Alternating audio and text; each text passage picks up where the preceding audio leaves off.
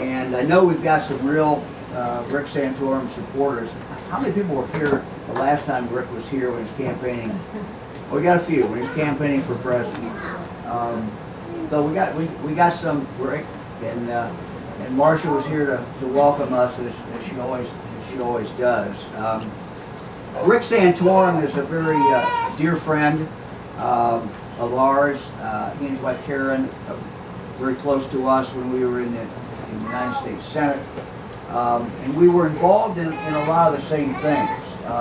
If you look at Rick's, what his accomplishments and what he has done, obviously very staunchly pro-life. But what you may not remember is he was really the architect of welfare reform. And he was down there on the floor making a difference every single day. And so Rick, we sort of slid backwards a little bit on some of this welfare reform. And one of the things that I hope to do as governor, when the federal government gives us a little more flexibility, which I think President Trump is going to do, this Congress is going to do, we're going to kind of go back to some of those reforms that were put in place and we kind of slid backwards on. But really, very much the architect of welfare reform. Rick was the main sponsor of the partial birth abortion bill, and we battled that out, and we got it passed. And I helped Rick, and we got it passed. President Clinton vetoed it once or twice, Rick? 3 times. 3 times. If you don't think it matters who's the president, yes, it matters. It matters who the president is. And we got a new president, and lo and behold, we got it passed, and George Bush signed it into law. So elections do very, very much matter.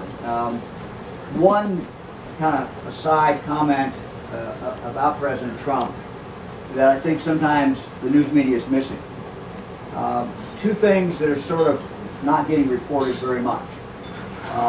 One is he's rolling back many of the crazy regulations that Barack Obama put in place. And as Attorney General, we fought many of those regulations. In some cases, actually fought it to a standstill, got to stay on it. Then the president comes in, new president, and is able to roll those back. So that's part of the untold story.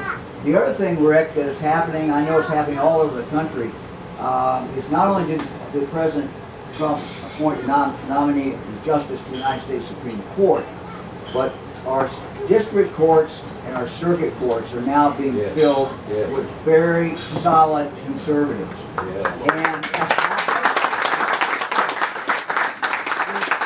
it's not getting reported. I understand it doesn't make the headlines, but it's been phenomenal. And he has been true to his word. He said, I'm going to appoint conservatives to the bench, and to my knowledge, every single one that has been appointed has been conservative. I see that in the Attorney General's office because our job is to represent the state of Ohio. And quite frankly, sometimes when we end up getting some decisions that are kind of crazy, it's coming out of the district court or sometimes the circuit court.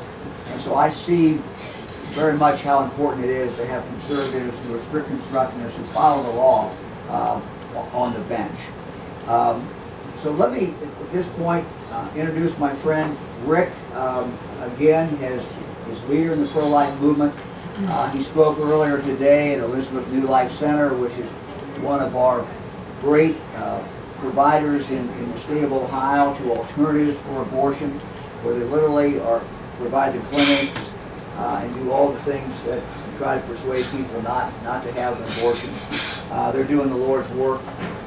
Rick will again speak tonight to another session of them, but he agreed to speak on my behalf and to come in here. And so Rick, thank you very, very much. We appreciate your friendship, and we appreciate everything that you not only did when you were in the United States Senate, but you continue to do.